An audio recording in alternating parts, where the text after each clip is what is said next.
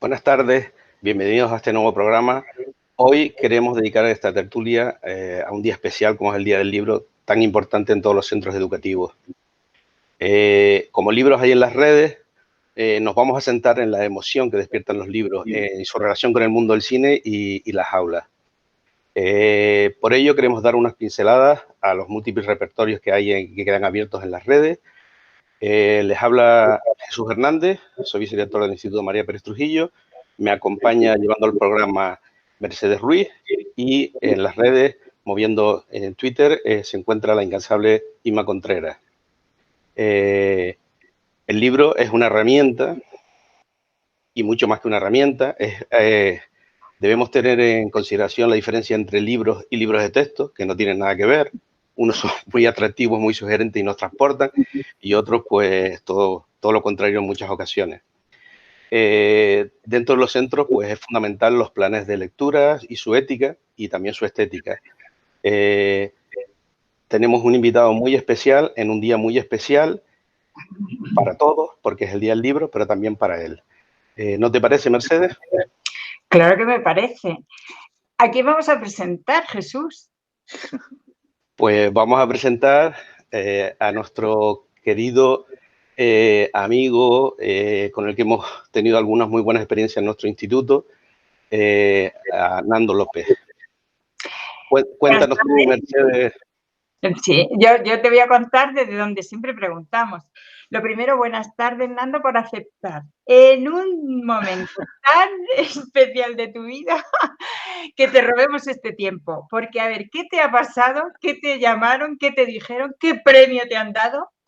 Pues para mí no es que no me robéis tiempo, es que para mí esto es un regalo, porque compartirlo con compañeros, con compañeras docentes es lo mejor que me puede pasar. Eso para iniciar y además con experiencias, como decía Jesús, tan bonitas, vividas en su propio centro, ¿no? ¿Y qué me ha pasado? Pues que me acaban de dar el premio Gran Angular por una novela, por la versión de Eric, y posiblemente es uno de los momentos más felices de mi vida. Es curioso, ¿no? En un año tan complicado, y de repente la literatura una vez más se convierte en salvadora, ¿no? Incluso de quienes escribimos, ¿no? No solo de quienes leemos, sino también como autor. Yo siento que este personaje, que este Eric, pues me ha rescatado mientras lo escribía, que estaba en un momento complicado de salud, me ha rescatado ahora en medio de esta locura que vivimos con este premio maravilloso.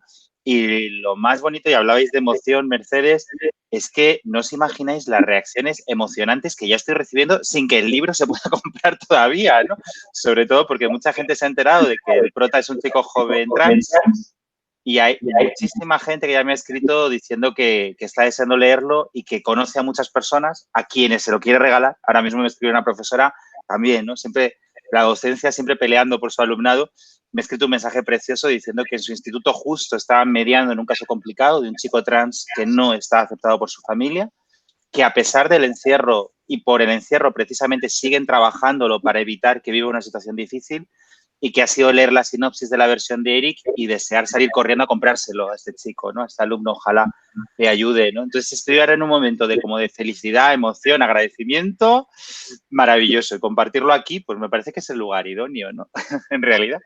Pero fíjate, nos emocionamos los profesores para emocionar. Ya has contado un poquito Sí. esa parte, pero la más bonita es lo que estamos intentando hacer en estos programas, que no son programas, es simplemente reflexiones en voz alta. Los proyectos educativos están abiertos a las redes. Entramos en las familias, nos colamos a través de la pantalla, del móvil, de los mensajes. ¿Y qué pasa con las familias? ¿Qué recogida tenemos? Entonces, eso que tú pones ahora mismo en valor de esa profesora que está atendiendo a un hecho singular, que no debería ser singular, sino habitual, porque la inclusión es la que necesita de proyectos educativos abiertos en redes, encima tiene premio y encima nos lo cuentas tú, con lo cual dejamos ahí, ¿no?, esa reflexión de un libro es mucho más que un libro, te hace vivir una situación como una película. Entonces, te dejamos con esa felicitación, que disfrutamos contigo y que nos emocionamos contigo, y le pasamos a ver Jesús, que es el serio, qué pregunta tiene para ti. Bueno, vamos a ver, como ya dije, hemos tenido la fortuna en nuestro centro de vivirte en directo, de ver cómo le llegas a los alumnos. También lo hemos visto en las redes sociales, porque interactúas mucho no solo con profesores y con alumnos, que es algo que es de agradecerte enormemente porque sabemos la cantidad de centros que visitas. Tú eres profesor, no estás en activo, pero sin embargo estás tantos días en las aulas como muchos profesores, ¿no? Entonces, una de las cosas que siempre me ha llamado la atención a mí es cómo le llegas a todos los alumnos. Y probablemente tienes algo que no tenemos nosotros o que olvidamos en muchas ocasiones, que es la capacidad de transportarnos a nuestra etapa de la adolescencia, esa etapa tan decisiva, tan importante y tan problemática en ocasiones. Entonces, me gustaría que nos hablaras de tu experiencia como alumno y de tus buenas experiencias como alumno y de tus no tan buenas experiencias como alumno, cómo te han marcado y cómo ha influido en tu mundo literario. Pues es que en mi caso, yo creo que quizá lo que me hace ser como soy y escribir lo que escribo es que mis experiencias como alumno son muy buenas. Yo siempre he defendido mucho la profesión docente, incluso cuando no lo era, porque yo empecé siendo editor, precisamente de libro de texto, tratando de darle otro color a esos libros, ¿no?, que antes decíais. Y de hacer libros de texto decidí que quería pasar a las aulas, que necesitaba la comunicación con esos jóvenes que estaba viendo desde el papel, ¿no? Y ahí me enamoré de la adolescencia otra vez y empecé también a escribir literatura juvenil, que yo solamente hacía literatura adulta. Pero incluso entonces, antes de ser profe, ya defendía mucho la docencia porque mis experiencias como alumno para mí han sido fundamentales en mi construcción como persona. Yo lo cuento siempre, pero lo primero que recuerdo es con 7 años, un profesor, un maravilloso maestro de los que amaba dar clase, que se dio cuenta que yo escribía poemas en los márgenes de mi libro de texto. Y en lugar de regañarme por distraerme en clase de matemáticas o de naturales por escribir poemas, lo que hizo fue dictar uno de esos poemas a toda la clase y que lo comentáramos. Imaginaos para un niño de 7 años, que además era muy tímido, lo que supone que toda tu clase comente un texto tuyo, ¿no? Pues de repente yo sentí que había algo bonito en mí, que era eso, que no sabía muy bien lo que era. Yo no sé por qué escribía poesía, lo confieso, ¿no? Hoy he compartido en Facebook y en Instagram una cosa que me ha dado un poquito de pudor, pero me parecía bonito, ¿no? Que es un poema que escribí con 9 años, que escribía a máquina, porque me encantaba escribir a máquina, no sé por qué esa rareza, pero bueno, y que yo en clase fotocopiaba y regalaba a mis compañeros. Y no lo hacía solo por mí, sino porque tenía otra maestra maravillosa, Sonsoles, que fue la que un día me dijo, qué bien escribes, ¿por qué no regalas estos poemas? ¿Por qué no hacemos copias? ¿Por qué no? O sea, de repente yo tenía la suerte de dar con muchas maestras, con muchos maestros que me animaban a escribir, que me animaban a la creatividad, que creían en mí y que además había algo muy hermoso porque yo es verdad que en clase tenía ese punto de timidez y siempre lo veían, se daban cuenta y tiraban de mí, pero tiraban de esa manera sutil que tiran los buenos maestros, ¿no? Que es poquito a poco hacerte sentir que tienes una voz. Y hoy compartí ese poema, me hace gracia porque además se ve la dedicatoria a una de mis compañeras de entonces y yo ahí fue cuando empecé a soñar con que quería ser escritor. Yo siempre pienso que no sé si hoy sería escritor si no hubiera tenido dos suertes en mi vida maravillosas, que son mis padres, quizá también por eso hablo mucho de las relaciones familiares en mi literatura, porque yo siempre pienso que he tenido una suerte enorme de apoyo, una red increíble en mi familia, en mis padres, en mi hermano siempre. Y por otro lado, en las maestras y los maestros que me han tocado, que son los que me han ido guiando y los que me han hecho creer en mí cuando yo siempre he sido y sigo siendo muy inseguro. Es decir, yo los primeros premios que gané literarios escolares, que siempre animo cuando voy a estos encuentros, y creo que seguro que lo diría cuando estuve en vuestro centro, Jesús, animo mucho a que los chicos y las chicas se apunten a todo lo que se ofrezca en el centro, ¿no? Creo que nunca sabes lo que vas a descubrir. Y en mi caso, yo me presentaba a esos certámenes porque esas profesoras me animaban, porque eran ellas casi las que me decían, venga, prueba, ¿no?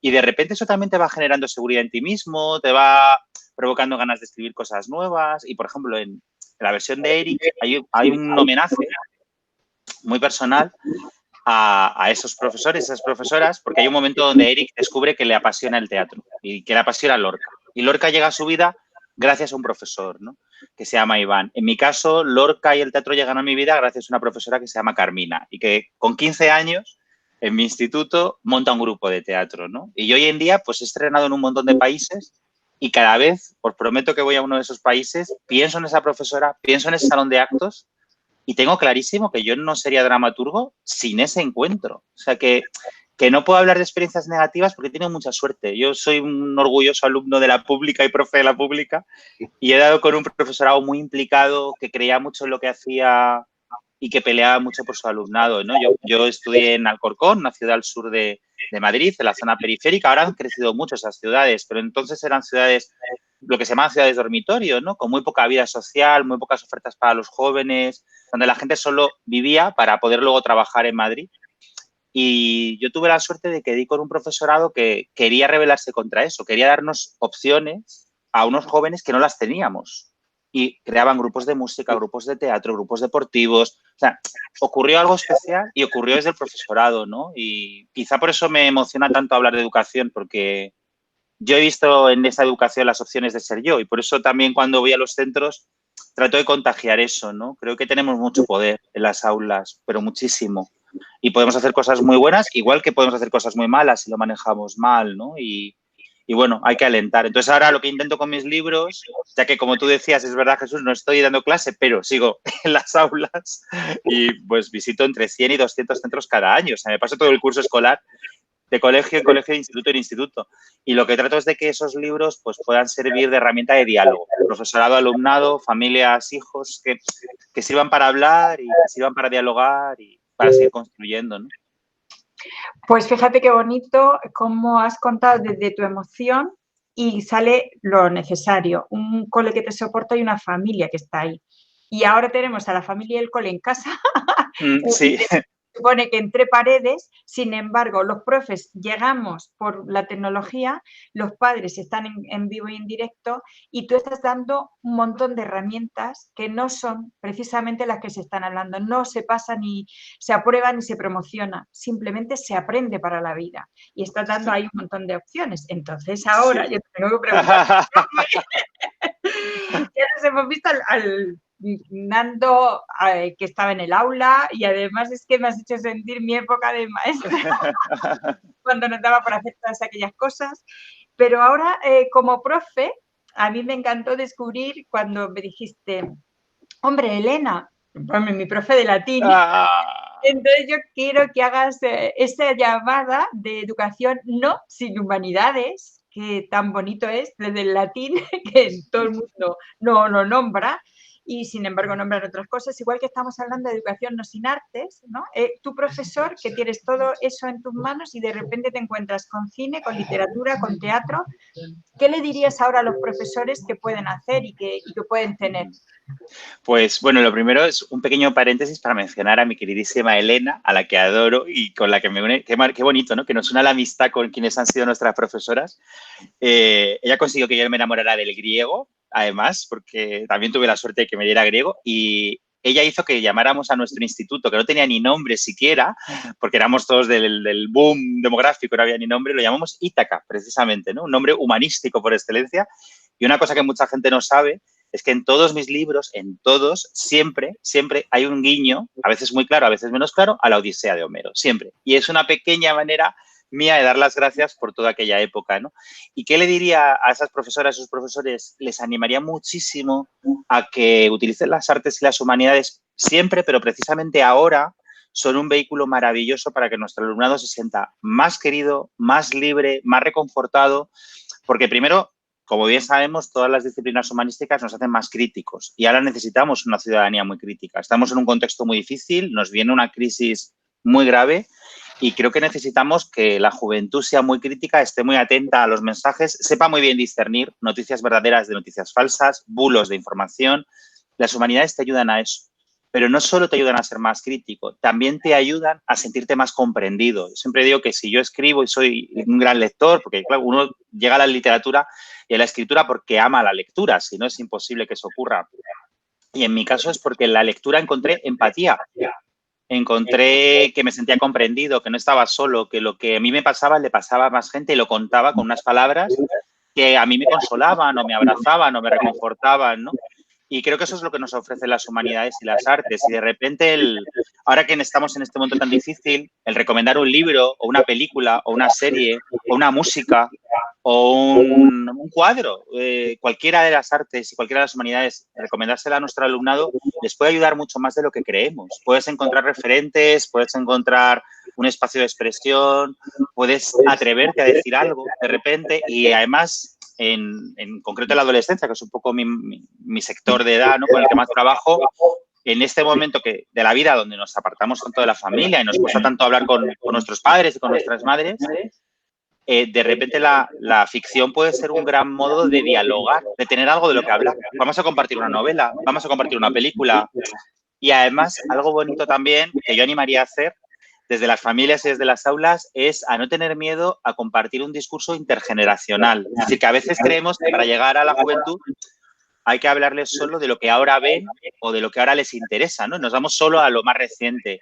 También les gusta mucho que si lo hacemos bien y lo transmitimos desde la emoción que tú decías, Mercedes, desde la emoción real, compartamos lo que a nosotros nos ha formado, ¿no? Es que se me ocurren ejemplos todo el rato porque lo tengo muy reciente, pero justo una cosa que para mí era muy importante contar en la versión de Eric y que ha sido muy emotivo para mí, la verdad, por muchos motivos diversos, es el momento en que él, Eric, el joven, comparte películas con su abuelo, que es un gran cinéfilo, pero son películas que a su abuelo le gustaban y con las que los dos empiezan a tener un lenguaje propio, ¿no?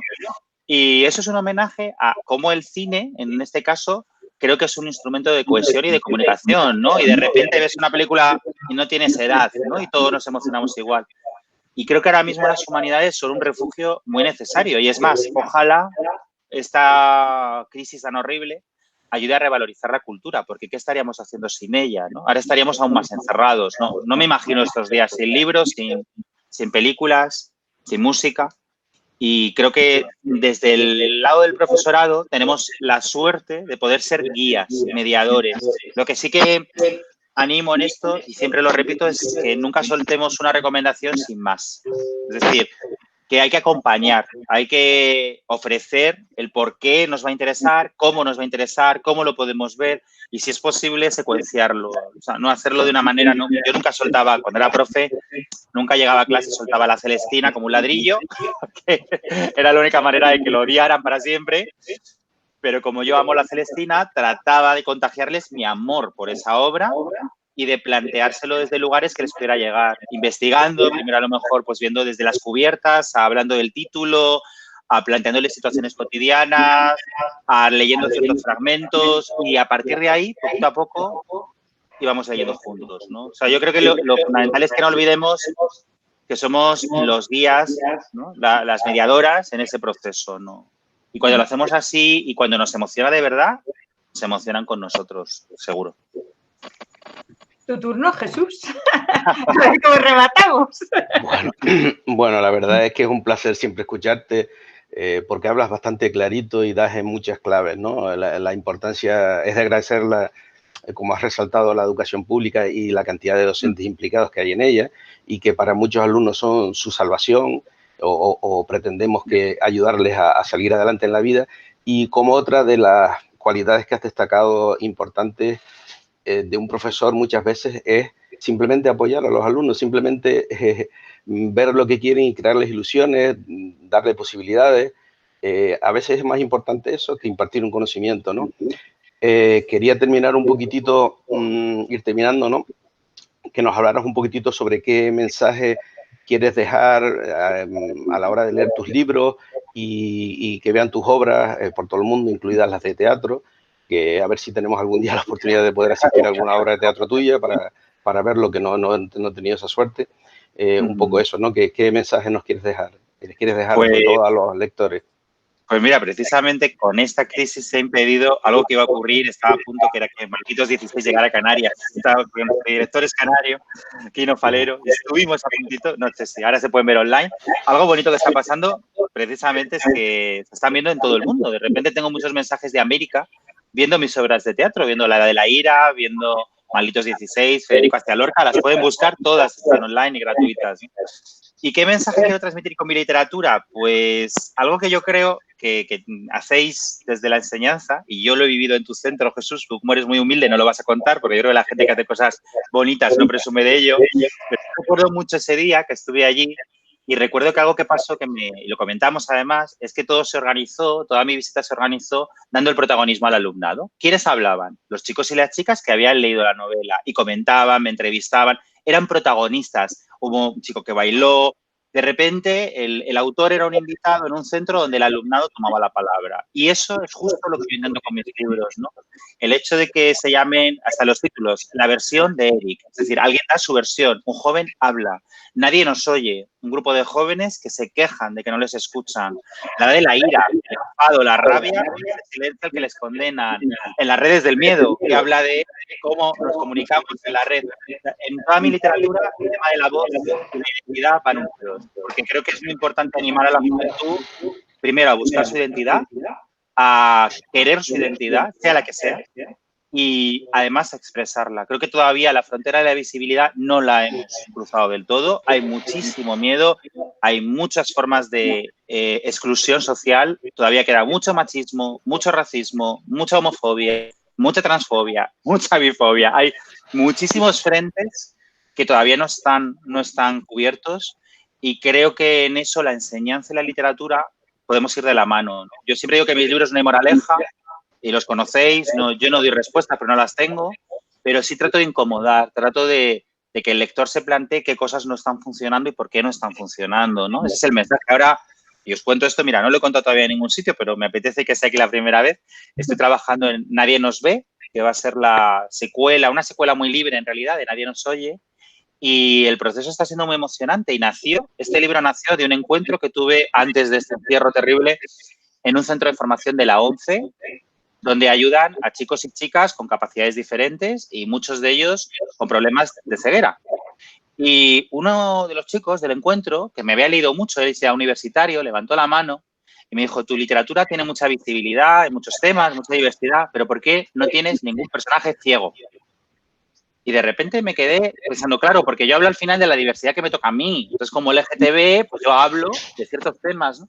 Y pensé, vale, os debo un libro. Bueno, pues les estoy haciendo encuestas, entrevistas, y en Nadie nos ve voy a hablar, entre otros temas, de la inclusión social y de cómo todavía hay muchas barreras cotidianas que sufren mucha gente por muchos motivos, ¿no? Y cómo creemos que tenemos una sociedad igualitaria que todavía no lo es del todo. Y nace de ahí, nace de ese diálogo. Entonces, el mensaje que me gustaría es que hablen, que se pronuncien, que digan y que tomen la palabra. Creo que es lo fundamental que les puede transmitir mi literatura, ¿no?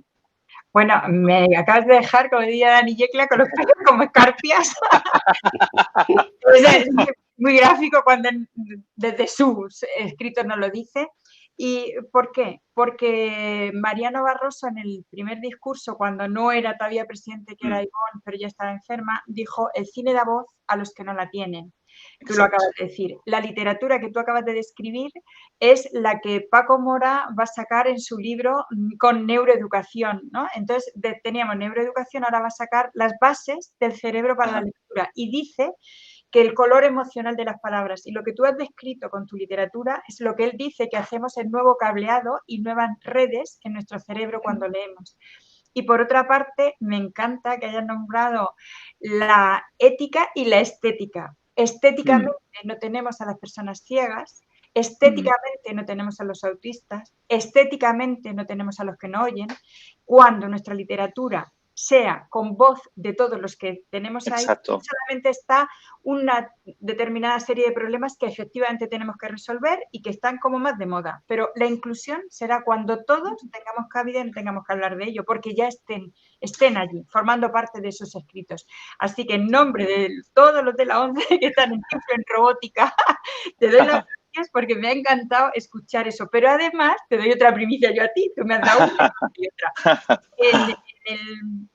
En el encuentro que hemos tenido con Paco Mora, nos habla de la dificultad que tiene la lectura en la persona ciega y cómo tiene que llegar a atrapar por un recableado nuevo esa parte de emociones que tú has descrito, como desde esa lectura que es con los dedos y no es con la visión, llega a llorar, a reír, a cantar, a sentir, a buscar. Entonces, me parece que el broche que has puesto por mi parte no puede ser más bonito y encima gracias por esa primicia. Así que yo por mi parte, muchísimas gracias y no te quiero robar más tiempo. A ver si Jesús quiere decir algo más. No, yo solo voy a contar un breve inciso, Jesús, pero algo bonito al respecto que tiene que ver con lo que acabas de contar. A mí en este centro me hicieron un regalo que me llegó al corazón, de las cosas más bonitas que me han regalado nunca.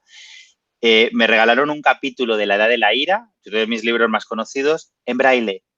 Y la chica que me lo dio me dijo, para que sientas cómo es tocar tus palabras.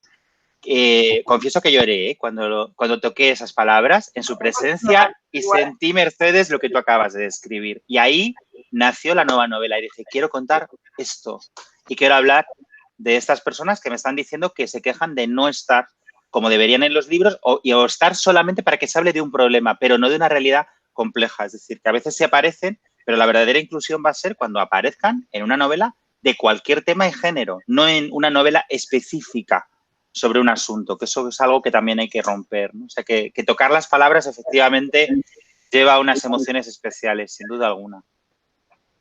Pues nada, Jesús. Pues nada, Nando, agradecerte de nuevo que hayas tenido la delicadeza de participar con nosotros aquí y con todo lo que nos puedan estar escuchando. Agradecerte también el compromiso que tienes con toda la lucha y el reconocimiento y la visibilidad de todo el sector LGBTI. Y nada, felicitarte nuevamente por ese reconocimiento tan merecido que has tenido.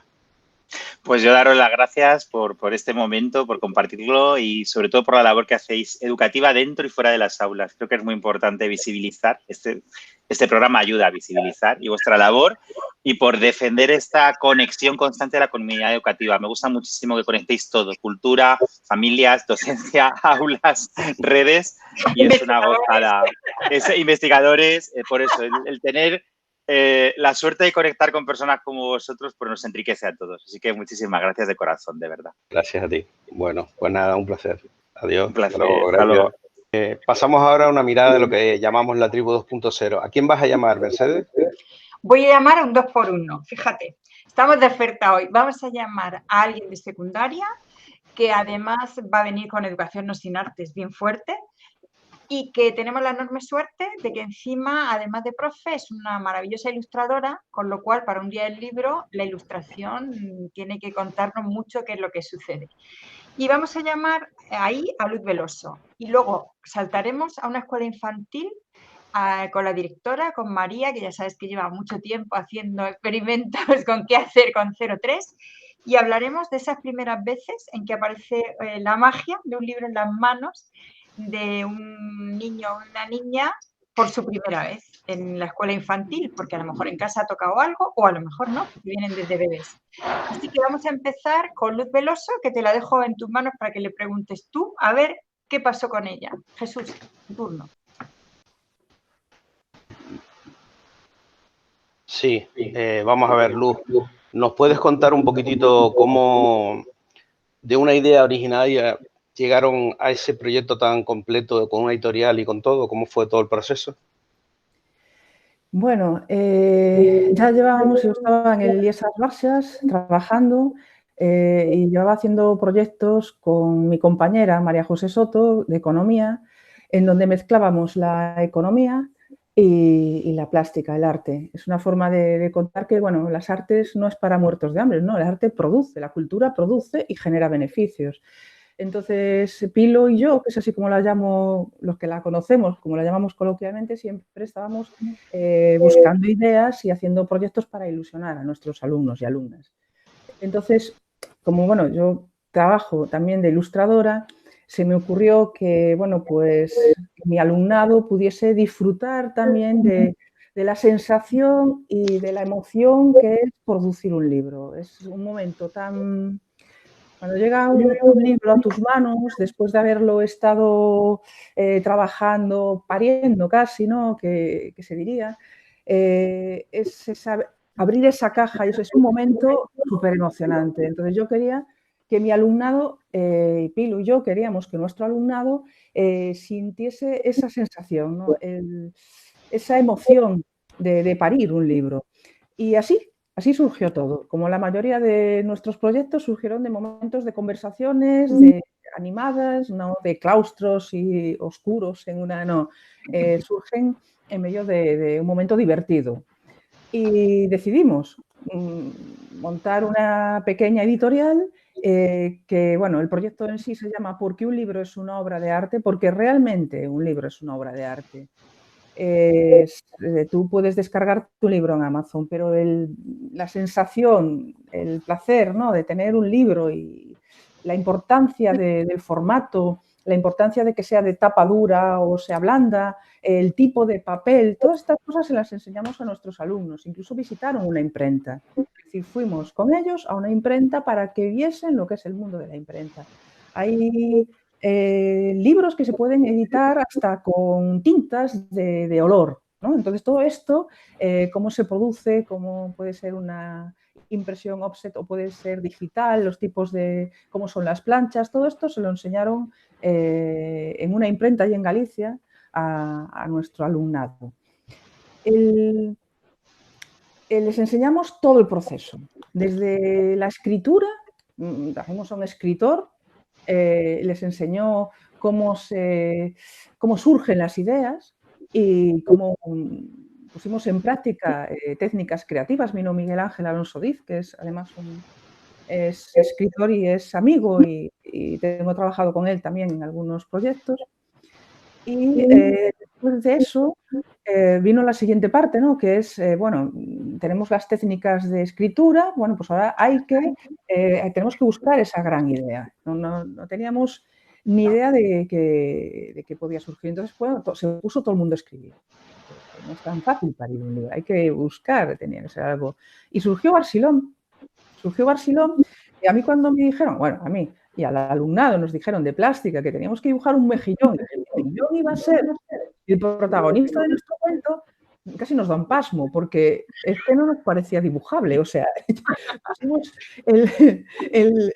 vino nuestro compañero Fran allí con unos mejillones que tenía tal, las conchas tal, la sacó de ciencias, allí participamos todos en el proyecto. Y empezaron a dibujar mejillones, no teníamos forma, porque más Barcelona es un gaitero. Es un mejillón gaitero que toca, que tiene una banda de música, que es un incomprendido, es un artista. Entonces, es una historia muy bonita y musical, además, tiene su canción y todo. Bueno, pues cuando tuvimos que dibujar, no salía, el muñeco no salía, allí todos dibujando y no salía. Hasta que, bueno, Pilo dijo, bueno, vamos a ver, los niños, los más pequeñitos, los que más creatividad tienen, los que todavía no tienen, se pierde esa creatividad con la edad. Le mandamos que nos dibujase allí un cole, porque trabajaron también distintos centros de la zona, pusimos a los niños pequeños a dibujar mejillones, ¿vale? Entonces, con esa ayuda, de esa creatividad que tienen los niños y las niñas, empezaron a surgir más ideas. Y un buen día, así, tal cual, en clase, Xavi, si sabe que llamo Javier, Xavi, dibujó a Barcelona. Y lo vimos todos y todas. O sea, fue de repente, profe, mira esto. Y nos acercamos y dije, oh, es Barcelona. Entonces, un alumno, un buen día, parió Barcelona allí. Y el siguiente paso es convertirlo en una maqueta. Lo llevamos a plastilina, lo dibujamos en distintas posiciones. Todo el mundo, ahora venía la parte más importante, es que van a ilustrar varios niños. Pero el libro tiene que tener unidad. No puede estar deslavazado. Entonces tengo varios ilustradores y tiene que tener unidad. Entonces primero buscamos la técnica con la que se sentían más cómodos, después de probar varias técnicas, y al final yo creo que lo conseguimos. Conseguimos un libro que, bueno, que tiene, yo creo, tiene sus guardas.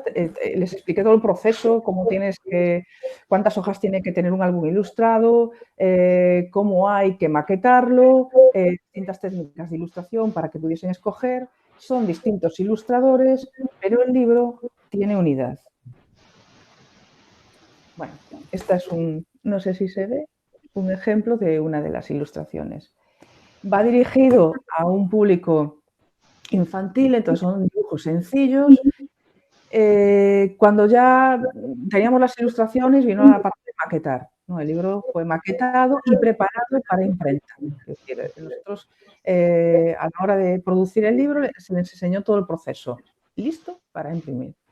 La imprenta, bueno, además intentamos que fuese de tapa dura, con una buena calidad,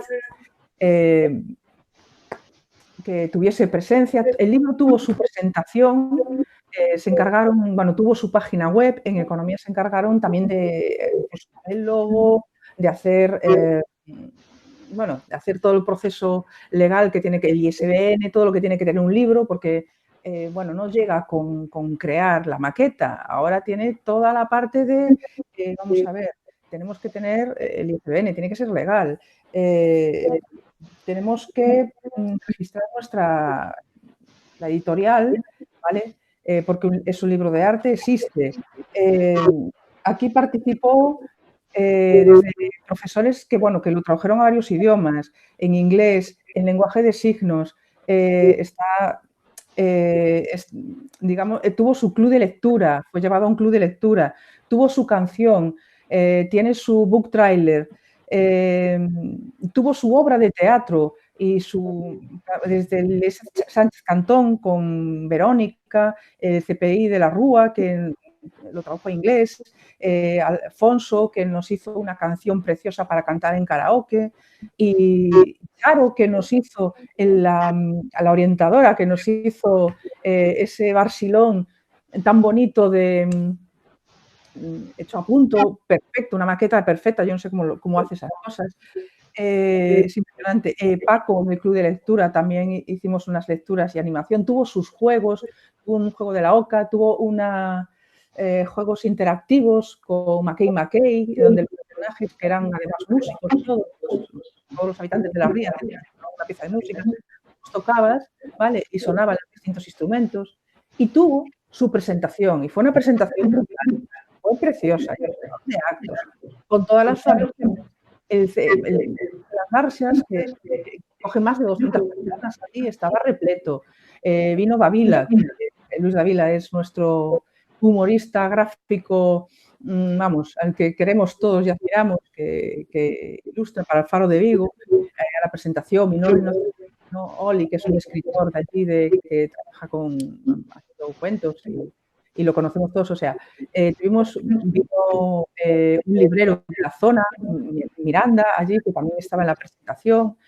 Entonces, los niños y las niñas presentaron el libro, tuvieron su obra de teatro, tuvieron su número musical, y también se vendió, bueno, se vendió exactamente no vender, se hizo un donativo. Se recaudó dinero para una buena causa, ¿no? En aquel momento, que los niños querían donarlo. Decir que fue una experiencia que unió. Porque un libro se unió, Luz, porque ¿te acuerdas que habíais venido a Madrid, que traías un libro en la mano? En otro momento divertido os encuentro a María José y a ti y dices, pero bueno, tengo un cuento, ya dámelo, que se me ocurrirá algo. Entonces, yo creo que eso que has contado, que ya emociona solo de oírte, que hubiera quedado ahí. ¿Qué es lo que pasa cuando de orientadora a orientadora una orientadora se le ocurre hacer punto y a mí se me ocurre recoger el libro y decir, algo se me ocurrirá?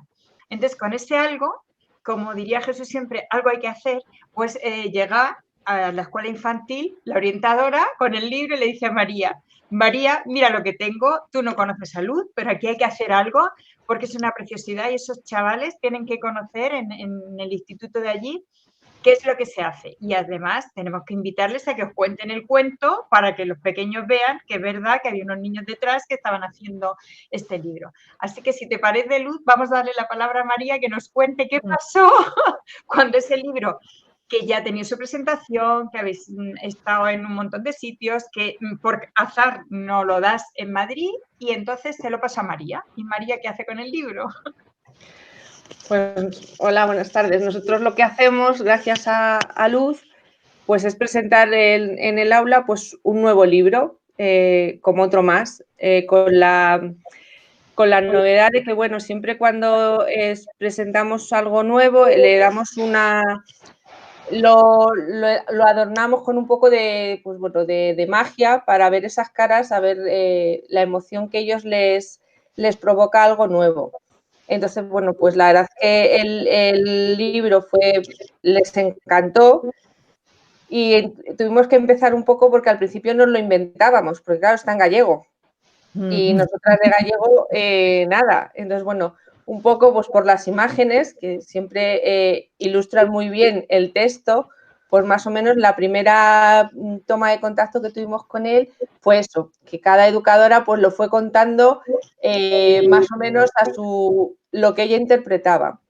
Luego tuvimos la gran suerte de que, bueno, pues que dentro de una de las aulas teníamos un papá gallego y entonces dijimos, pues ya sabemos lo que tienes que hacer. Además es profe del Instituto de Alpedrete, de lengua, y le dijimos, no te escapas, o sea, lo que tienes que hacer es traducirnos el cuento para que contemos realmente el cuento que los chicos del Instituto de Luz habían hecho, no para que fuera lo más real posible. Entonces, bueno, pues él lógicamente, muy amablemente dijo que sí, que estaba encantado, que eso podía venir a un día a contárnoslo en su propia lengua, en gallego, y así lo hizo.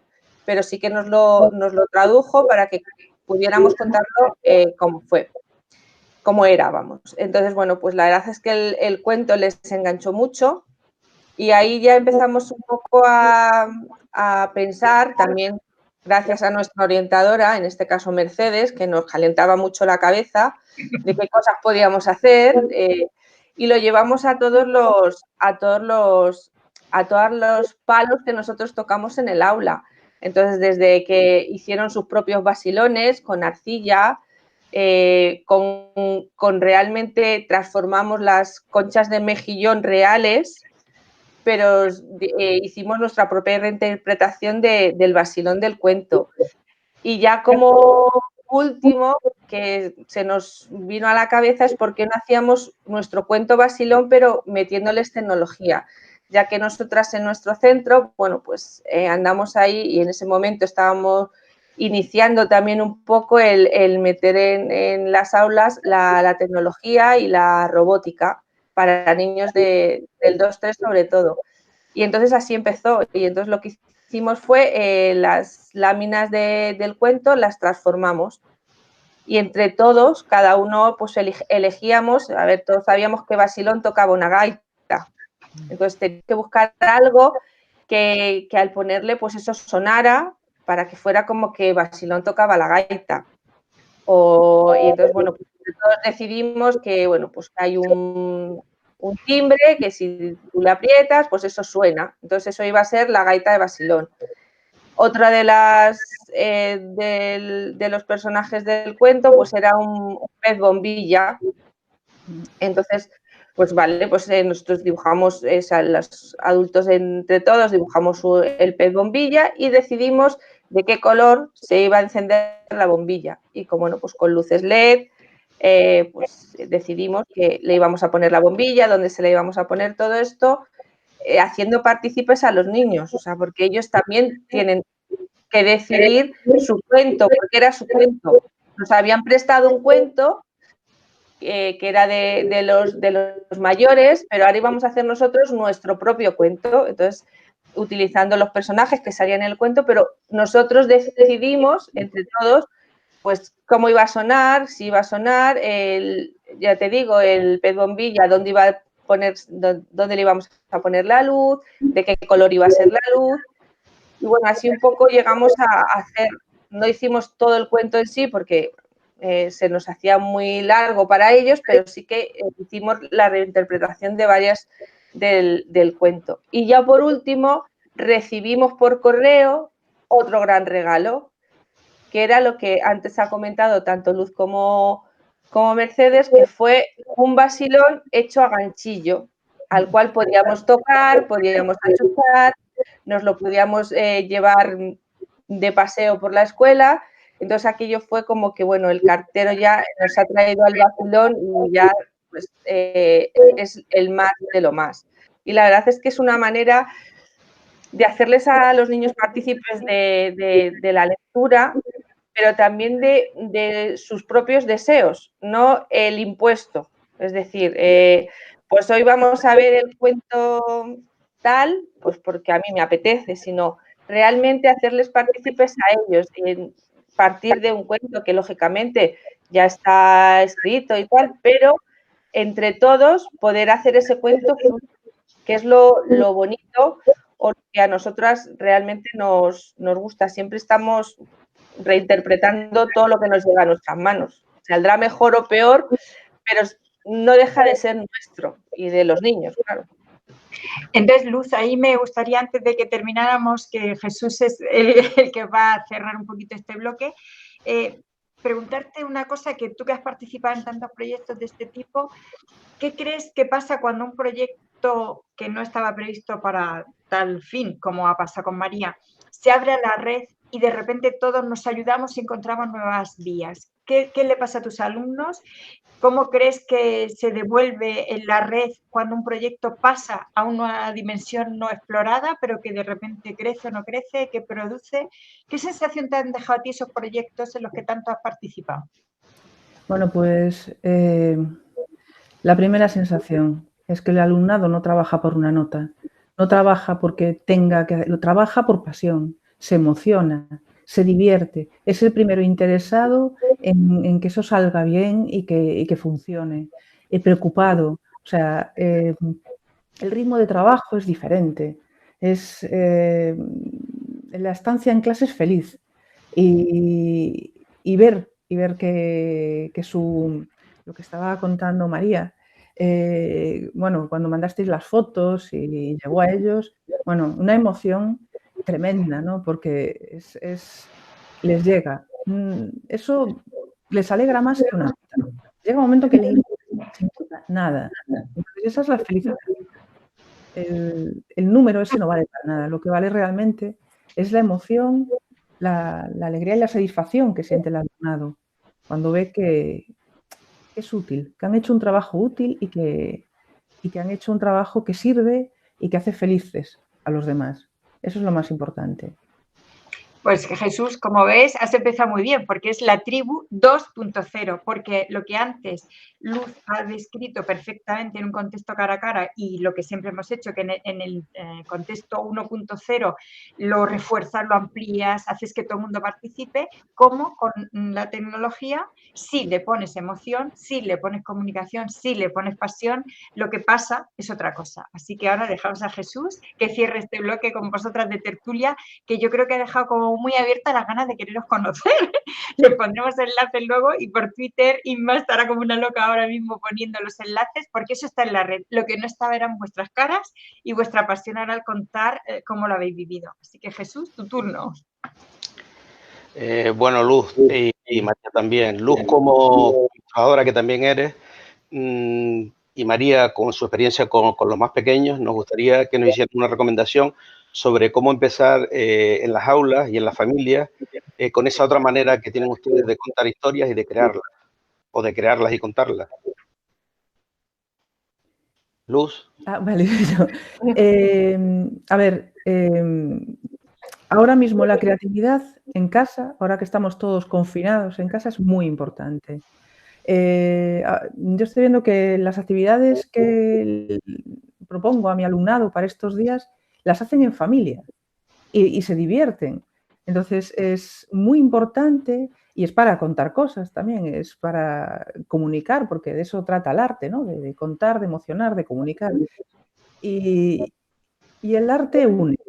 El arte, la creatividad es divertida. Yo no conozco, de verdad, no he tenido un solo segundo en estos días de confinamiento, y yo sé que vosotros tampoco, de aburrimiento. No lo sabemos, no sabemos lo que es eso. Porque el estar constantemente buscando, pensando, el hacer cosas creativas es divertido. Es divertido. Y da una satisfacción pues, cuando consigues algo medianamente, dices, bueno, esto no está mal, que no te lo proporciona ninguna otra cosa. Tanto ilustrar como escribir, como estar constantemente generando. Yo a veces digo que soy mi propio enemigo, porque me quejo de que tengo mucho trabajo, pero es que soy yo, que mi cabeza no para. Es mi propia cabeza. Entonces, yo creo que eso nos pasa a todos los que somos creativos o que estamos pensando historias. Es algo que, vamos, que nos llena. María, cuéntanos. Pues yo creo que en estos días que estamos encerrados y que tanto se está diciendo que los niños tienen que salir a la calle porque los pobres están... Yo creo que más que los niños son los padres los que ya no saben qué hacer con ellos en casa. Y yo creo que lo que les proponemos es que investiguen con ellos, que realmente tienen que investigar con ellos, no dárselo todo hecho. Y en el tema de los cuentos, de la lectura, vamos, de lo que estamos hoy hablando, yo creo que tienen que dejarles que su imaginación y que ellos reinterpreten su cuento y no tener que contar el cuento tal cual es el cuento, que está muy bien, pero que ellos mismos pueden hacerse sus propios cuentos. Entonces, les damos la oportunidad de tener esos cuentos y luego que ellos se lo cuenten como quieran. O sea, y si el pollo en vez de ser amarillo es azul, pues es azul. No, es que el pollo, mira, aquí pone que el pollo es amarillo. Y pues no, es que el pollo de cualquiera, pues a lo mejor es azul. Y entonces hay que dejarles que ellos mismos se cuenten sus historias y nos las cuenten.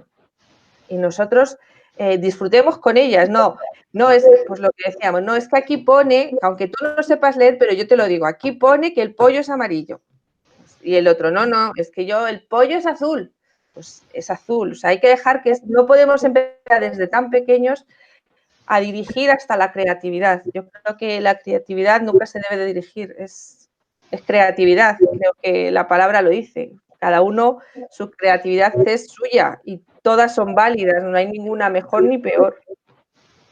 Quizás yo creo que lo que resuma en esto, lo ha dicho antes Luz, ¿no? Que tu cabeza esté, que no pare.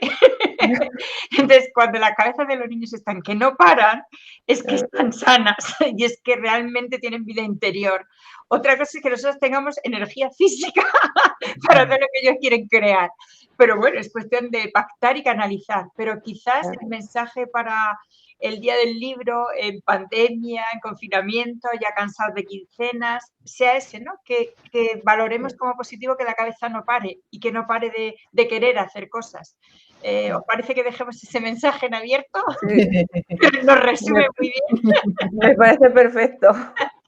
Y luego que recordemos que la tecnología es invisible, es lo que une o desune en función de lo que los adultos decidan, ¿no? Porque estamos viendo aquí que la tecnología sirvió para otras cosas.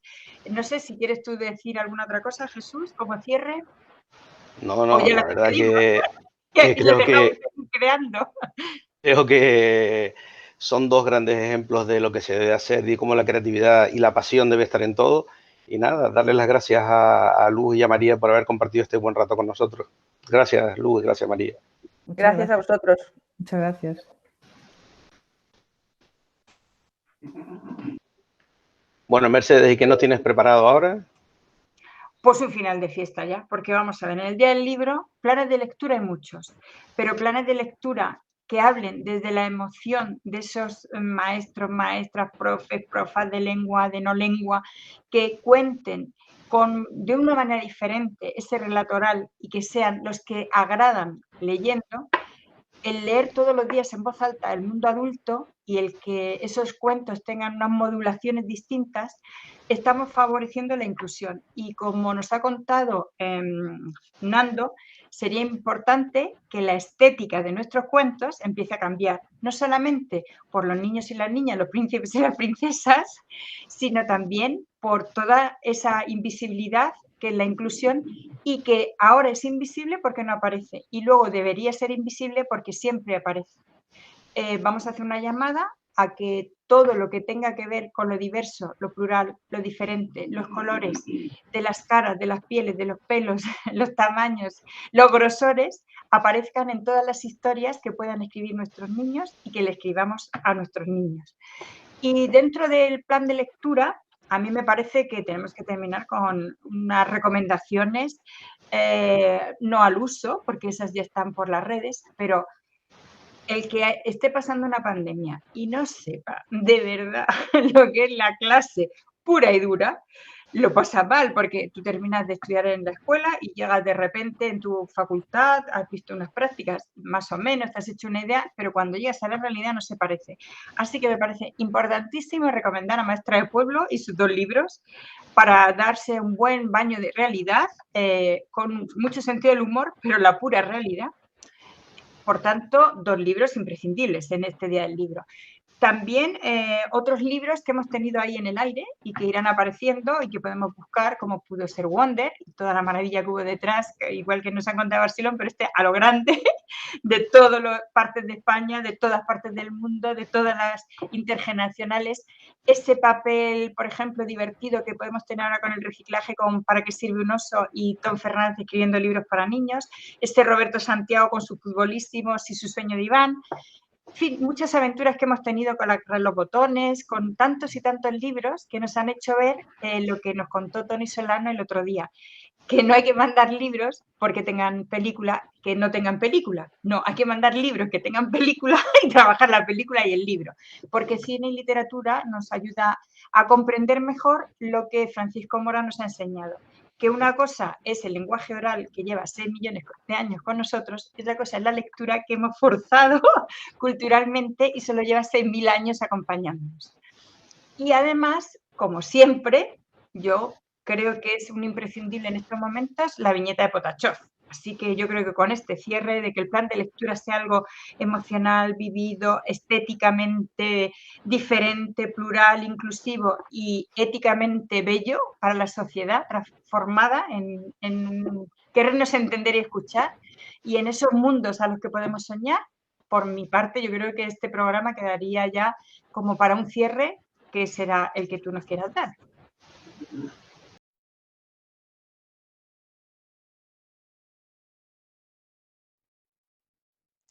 Muy buenas, soy María Martínez, profesora del IES Torreblanca en Sevilla.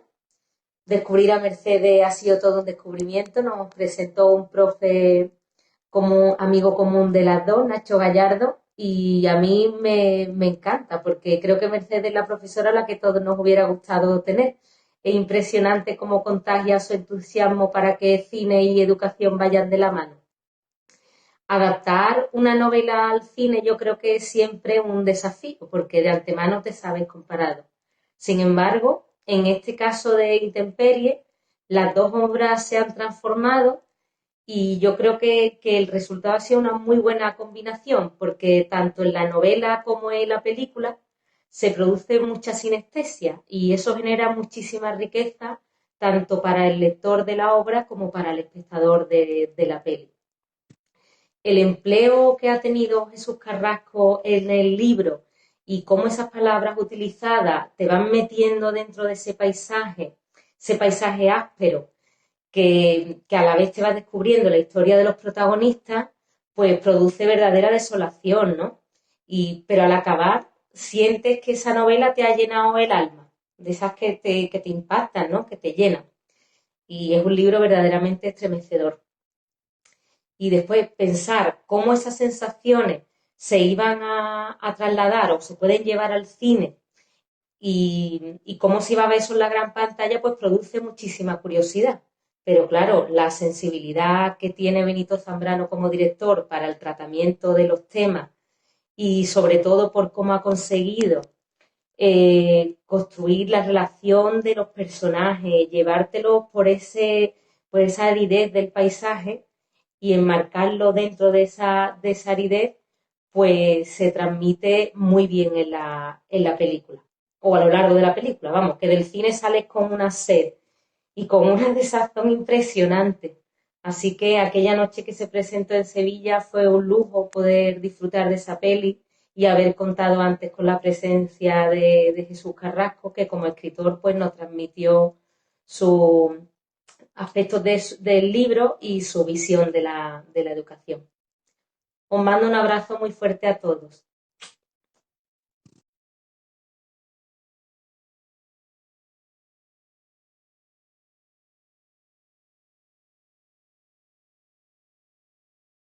Buenas tardes, mi nombre es Nuria Fernández, soy directora del Colegio Nuestra Señora de la Fuencisla de Madrid.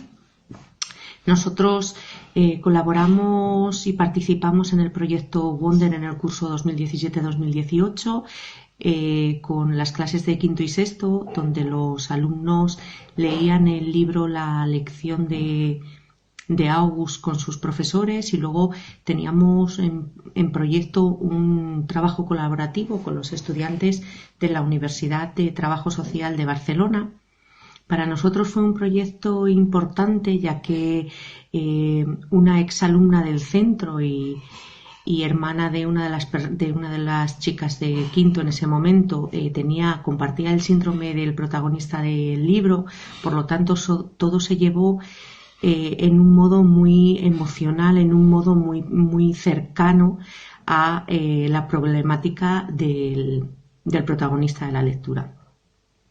Los alumnos se involucraron de una manera absoluta.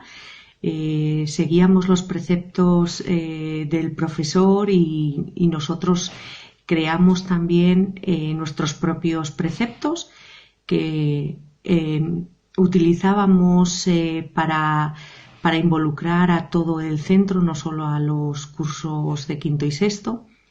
Colocábamos carteles y por grupitos esos alumnos de quinto y sexto iban explicando a las clases de sus compañeros en qué consistía el precepto e incluso les invitaban a crear nuevos preceptos que compartíamos en la radio del cole. Para nosotros no solo fue un proyecto colaborativo con alumnos universitarios, que también es un punto muy emocionante a tener en cuenta para estos alumnos de primaria, sino la posibilidad de algunos de nuestros alumnos de ser ofrecidos el ir al cine en una sesión pues que compartían con profesores y que muchos de ellos, aunque parezca mentira, no habían hecho nunca. Se llevaron sus propias palomitas de casa y se respiraba un ambiente de emoción y de compañerismo y de solidaridad entre ellos que generó que esos grupos de alumnos se uniesen más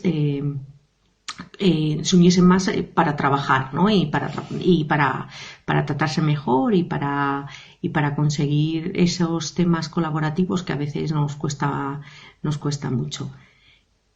Nada más. Gracias. Bueno, y ahora sí, terminamos con esa genial viñeta del no menos genial Potachov, que es muy apropiada para este día del libro que estamos celebrando. Adiós a todos, hasta otra ocasión, la próxima semana. Nos vemos. Gracias.